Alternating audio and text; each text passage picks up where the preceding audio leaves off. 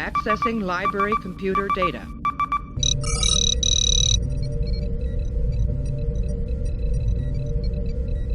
Now we're going to start on the first modification of the model. This is where we break out the power tools, in particular a Dremel.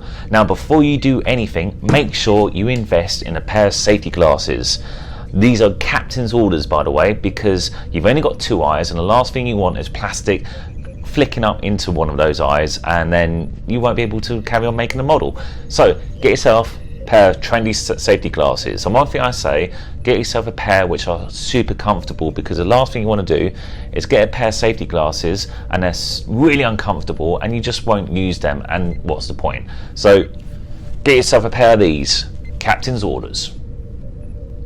Now, you'll be forgiven not knowing what this part is, and if you do know, then you watch a lot of Star Trek like myself, and you would probably see it mostly when there's a flyby shot of the Enterprise. Now, this is located just underneath the warp nacelle on one of the pylons. Actually, there's two of these. You're looking at one made up of its own little parts, and we've got to put this together. So this would be the docking doors, which appear on the outside of the warp pylon. Now, to show you the scale, you're looking at a 1 centimeter square there, but to help you really look at the scale and understand, there's a penny. That's how small that is, and you've got to put that all together. So there's the first part, that's the base, there's a secondary part, and then there's the door rings which have to be stuck all together like a sandwich, and then that then gets placed onto the pylon, which again you need to prep for. Now, the one thing that's going to be very difficult about putting this together is the glue, so you're going to have to use a toothpick or something very small to make sure you don't get great big blobs of glue all over the place and then ruin the whole thing. And whatever you do, make sure it's right on the middle of your desk when you put it together, because you drop one of these, I think you can safely say it's lost. Here we go. So looking at the reference material of the studio model, you can see how the portal is indented slightly, which is very hard to do because when you look at the actual model, there's no recess in there to be able to put that brass etching in. However, I've devised a way of actually doing it. So this is how small it is. You can tell, look at the size of my finger compared to it. And what I've done, if you look here, something I've made earlier, I've made an outline of that exact piece, as you can see here, and then I cut it out using a tiny little micro drill and using files to get nice straight edges. It still needs to have a little bit of tidying up. And then what I did, I glued it from behind. So if I flip it over, there you go. So just a couple of spots of super glue, stuck it right behind the hole, and there you go. So you've got a nice recess in there, just like the studio model. Very simple method to actually get in such a dynamic effect. And so what I'll do next is cut a little piece of this out, grind off a nice square part where it should be, and then pop it into that pylon on the warp engine. And then I'll start using some filler to tidy it up. So there you go, very simple way of making a recess. Now, no starship can be without its navigation lights, and with the Enterprise D, the ones which people most often see are the ones at the back of the warp nacelles, especially in the credits as it flies off. However, there's no indication whereabouts the navigation lights are. There's one at the top and the bottom of each nacelle. However, especially once you've taken off all the detail, there's no indication where you're going to pop that light there. However, there are aftermarket parts which help you put that detail back, as well as locate where that navigation light should be.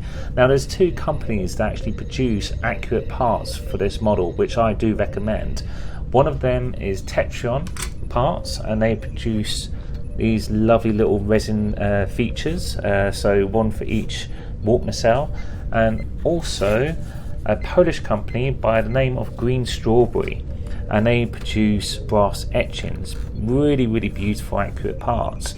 Now, the difference between the two is that Tetryon, these ones are resin, 3-dimensional, really beautiful detail, and this is brass etching, which means it's going to be flat.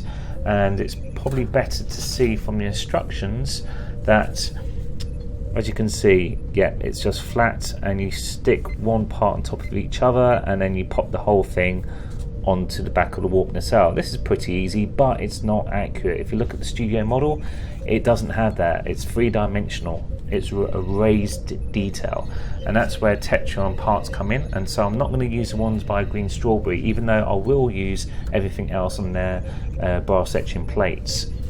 However, the bad news is Tetryon is no longer in business. However, I will give you the link because you never know if they might come in business again.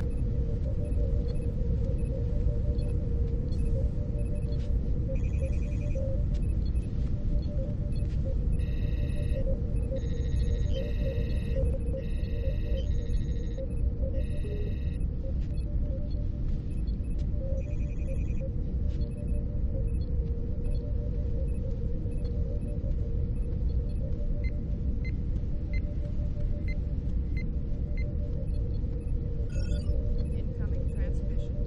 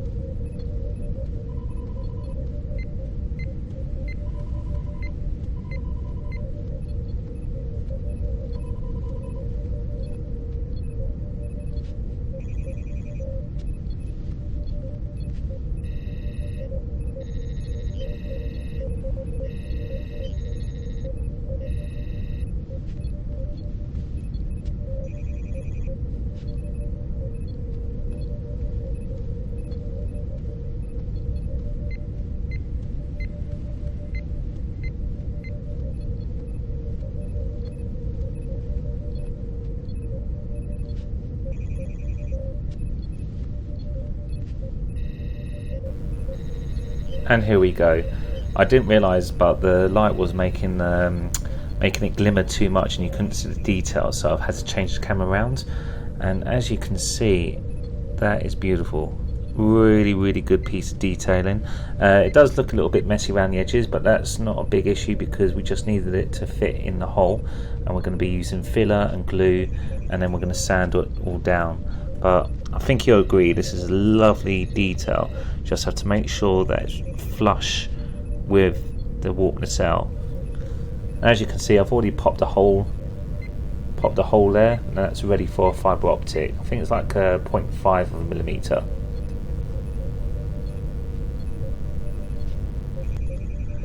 So one thing I have to say that I flag up is do not underestimate the amount of work you have to do when preparing the surface of this model. There's so much detail, so much sanding down and filling, and yes, take your time and be patient. Originally I thought it was going to be the electronics which will take me forever to do, but no, I think now that I've seen so many amazing examples online of what people have done, and also pictures of that studio model, I've got my work cut out for me. But sure and steady, just make sure you don't rush it. Got all the time in the world, even though I'm 40 next week. Okay, so now we've got a couple of examples of the Green Strawberry brass etching accurate parts installed in the model. Now, yes, some of you may actually see this lovely little detail where the captain's yacht should be. You can see windows as well as two portals either side. It's a lovely touch to pop into your model. It even comes with grappling hooks. So when the captain's yacht comes in to embark with the Enterprise, I guess they grab onto it and bring it into the saucer section. Yes, for those who've seen Star Trek Next Generation, this was never seen in the TV series, although I can imagine that they wanted to use it at some point. It never was used. So the people at Green Strawberry have used their imaginations. I'm assuming they've used their imaginations because I've never seen this setup before, and they've actually made these accurate parts. So I'm going to have the option of magnetising the captain's yacht so I can take it off and pop it back on again whenever I want, which is a sweet little touch, and actually having these windows light up. Anyway, so I want to concentrate on filling. Now, with every model, when you put two parts together, you're bound to get a few gaps, you know, no matter how perfect your model is. And so you've got a choice of fillers. Now, I used to always use Milliput. Now, this is a two-part modelling clay. It was actually originally devised for boats if you got leaks. So it's two parts, 50-50. You pinch off however much you want, and you mix it up and knead it with your fingers, your finger and thumb, until it's ready. And you know it's ready because it's properly mixed and it's really pliable and warms up, a bit like plasticine does. And what they used to do with the boats, if they got a tiny little leak, you pop it into the hole, it hardens, and you fix your leak, at least temporarily. However, someone saw it fit that this is a great modeller's clay, and it really is. However, I don't recommend this for filling tiny little gaps. This is really good for bigger and larger gaps in your model, or even if you want to add a little bit of sculpting into the model itself, which we're gonna do later on to fix the main shuttle bay. Anyway, we're not going to do that today. We're going to use this. I found this a couple of years ago. This is the white putty. It's a really nice, it's like a liquid putty. So if I just pour some on here, there you go. See how viscous that putty is? And it's lovely, and when that hardens, it's super fine, so it's really, really easy to sand. Now you can get it in two colours. This is white, so you can get it in green, and we are going to apply it to the gaps around these windows here. Now, what I've got here, and I do recommend that you use one of these spatulas. I do recommend that you use one of these spatulas from the art shop. It's super thin, and you can reuse it again and again and again, and it bends as well, so as you're pressing into the model, you're not going to damage the model, and you get a nice flat surface from it. And that's what we're going to do. So just bear with me as I hold my breath a little bit when I apply this, just a little on the tip.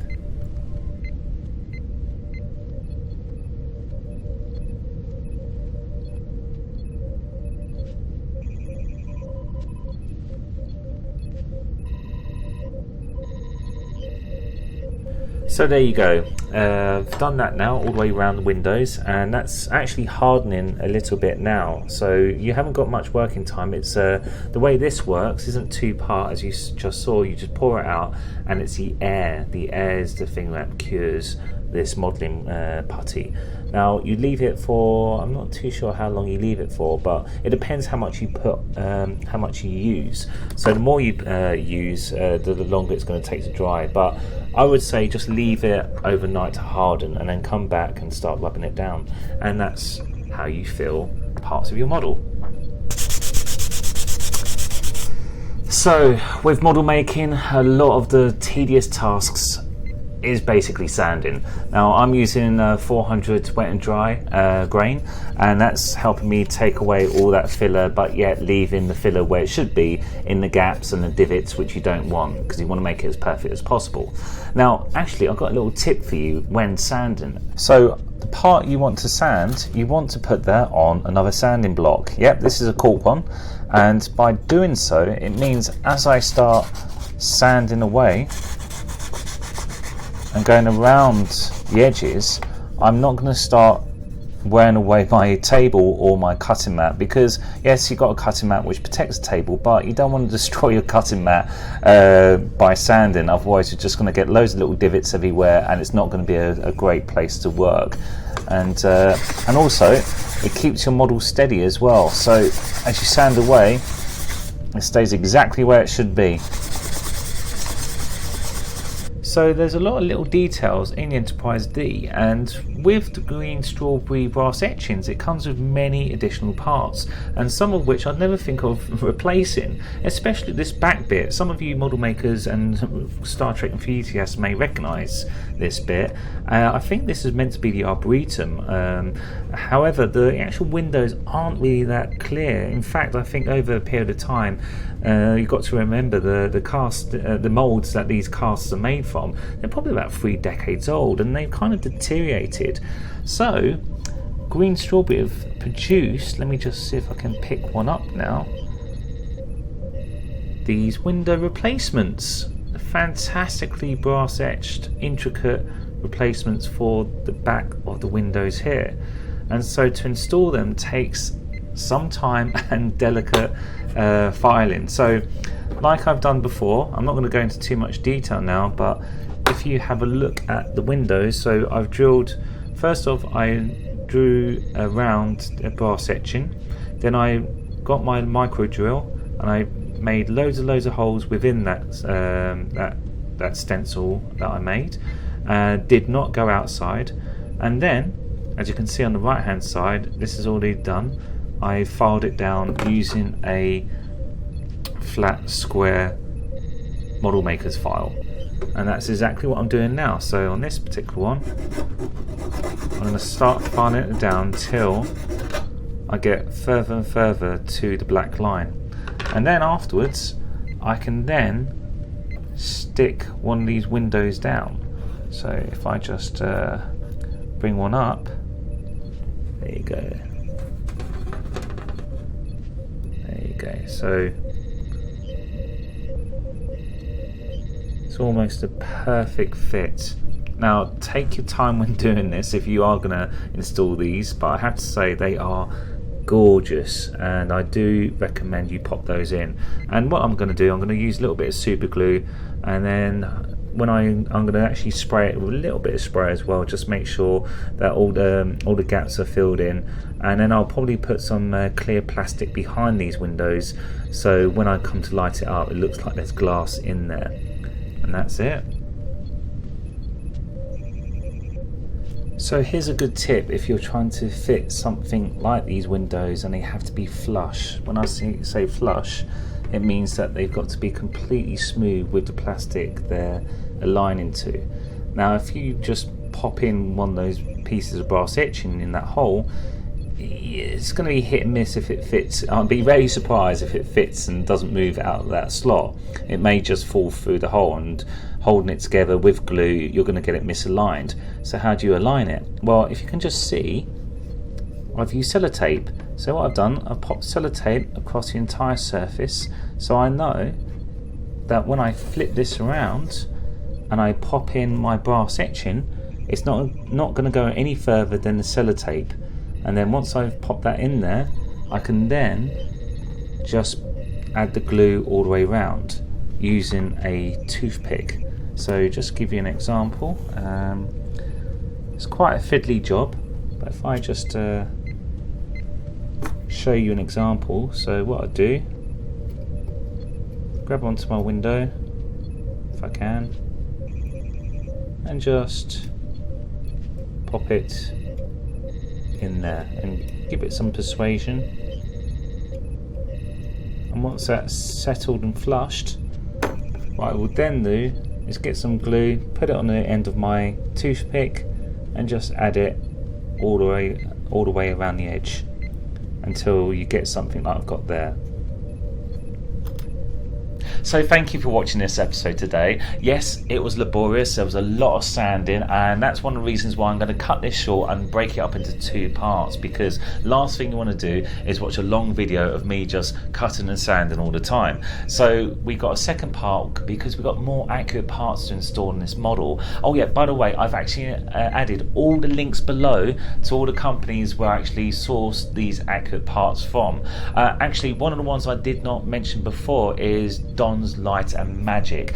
Superb. Please give that a go. They're based in America, but I have to warn you that even though I'm based in Britain, it took me around about 3 months to get those parts through, and from what I've seen on the forums, lots of people had the same issues. And when it comes to customer services, if you do email, you're very lucky to actually get a response. But no, I have to say the quality of those items are fantastic. In regards to Tetryon, let's just hope that they will come back in business, because as soon as they do, you should buy those parts. And if they are watching, please come back in business, because you are superb, great quality and fantastic customer services when I actually got my parts from them. Anyway, so it's actually my 40th birthday this week. Actually, it's today my 40th birthday, and we just had a Comic Con, and it's quite fitting. I got to dress in my tunic, and I was able to drag along my girlfriend, who looks amazing like Councillor Deanna Troy. Anyway, so thank you so much for watching, and I'm going to get cracking on to the next video now, where I'm going to try and install the upgraded shuttle bay, the main shuttle bay, and actually those parts did come from Don's Light and Magic as well. So you take care, enjoy yourselves, enjoy model making, and live long and prosper. Library computer data.